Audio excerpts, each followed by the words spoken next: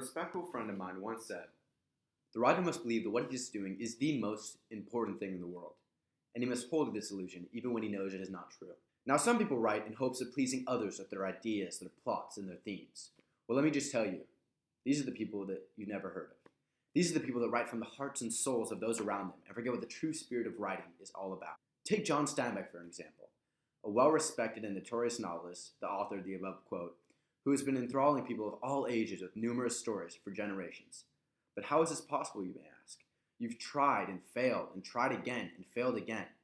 But you've overlooked the answer that's been staring you in the face the whole time. Canary Row, one of Steinbeck's most brilliant pieces, filled with the tales, Monterey, and the eccentric people that give it life, is a perfect example for what you should strive for. But beyond the characters and the plot, what does this book have to make it so different from anything you've written before? Well, without further ado, let's break it down into its simplest terms and discover the magic within that will change your writing career forever.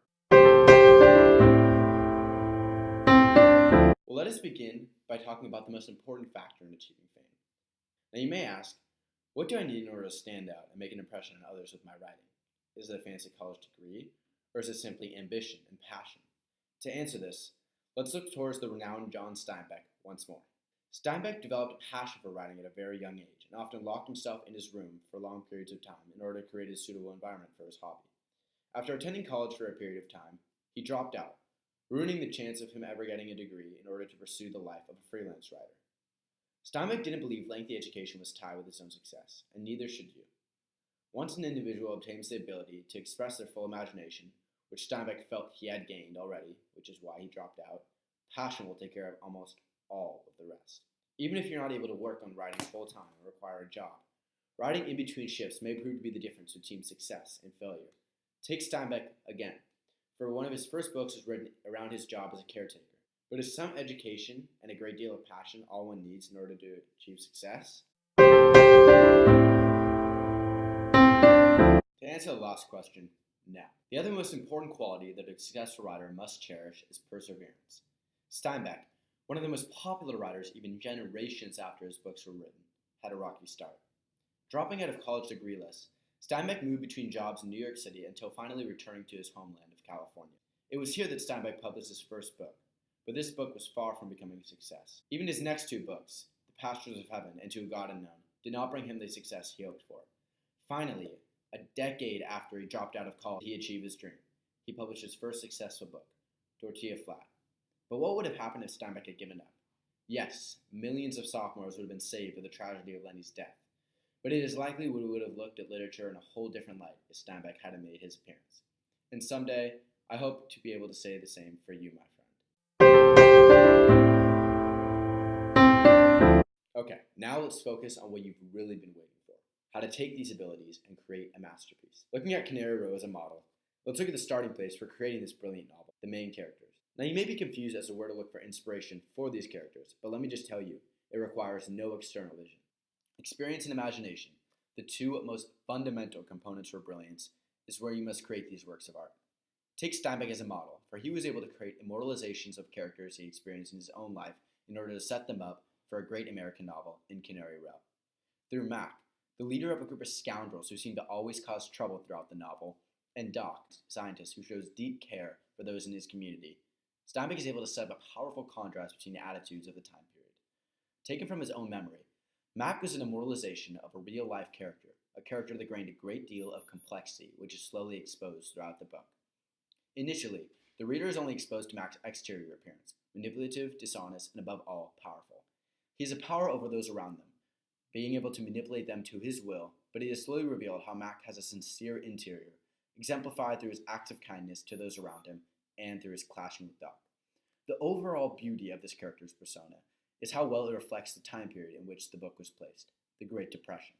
Mac is able to capture the external greediness and the empathy that Americans had during the time, while Doc is able to represent an idealistic attitude that allows the community to be immortalized. Now you kind of have a sense of how these characters should be set up for a great American novel, but if you need more evidence, look towards Canary Row and the beginning section, as I will proceed to read. When you collect marine animals, there are certain flatworms so delicate that they are almost impossible to capture whole, for they break and tatter under the touch. You must let them ooze and crawl off their own will onto a knife blade and then lift them gently into your bottle of seawater. And perhaps that might be the way to write this book, to open the page and to let the stories crawl in by themselves. And my friends, that is how you should let these characters unravel, to let them crawl into the page and unravel themselves. Now, what should you do with these characters, you may ask? You must create the most important thing in the world, your book. To begin, always think of how you must use exposition. In Canary Row, exposition was intricately woven throughout the entire book, expressed largely in the beginning, and then through various anecdotes placed at specific moments that further developed our knowledge of the setting. This allowed Steinbeck to create a unique structure that kept the audience on their toes, eager to find more of the puzzle pieces that fit into the setting. Rise in action, like exposition, should not enter and leave, for it should be encapsulated somehow throughout the majority of the novel. Steinbeck used rising action in a very interesting way, because even though it seemed to rise and fall between the different events that occurred, it was constantly building towards the climax. Another major component to Steinbeck's success was his ability to shrink the climax so that it didn't overpower the other aspects of the structure. This can be seen by the way that Steinbeck rushed through the second party, the climax of the story, and only gave a small chronicle of the events that occurred. Although these aspects of the structure contributed heavily to the success, the book's resolution had a major contribution to the book's overall brilliance. Although the boys at the end had redeemed themselves and thrown a successful second party for Doc, the resolution was questioned by Doc's finishing actions, which consisted of openly weeping and a heavy atmosphere of sadness. Steinbeck's intention for this was to show the realism that was seemingly eluded by the idealism that dominated much of the climax. The book may have demonstrated the complexity and uniqueness of the individual and how these characteristics all add up to the success of the community, but Steinbeck wanted to end on a more realistic note, and you should too. Now, I'm not saying to create a saddening ending just because it's better, but I'm saying that you should keep the idea of reality in mind when closing, because it often gives a much more thought-provoking finish than an idealistic one. The hardest part of writing a novel, without a doubt, is the conclusion. It need be powerful yet realistic. The conclusion must be controversial, pestering the reader about whether or not it was an appropriate one. Take Canary Row, which finished with a beautiful yet stressful closing passage, which I will now begin to read. He spoke aloud to the sink and the white rats and to himself. Even now, I know that I have savored the hot taste of life, lifting green cups and gold at the great feast. Just for a small and forgotten time, I have been full in my eyes from off my girl, the widest pouring of eternal light. He wiped his eyes at the back of his hand, and the white rats scampered and scrambled in their cages. And behind the glass, the rattlesnakes lay still and stared into space with their dusty, frowning eyes.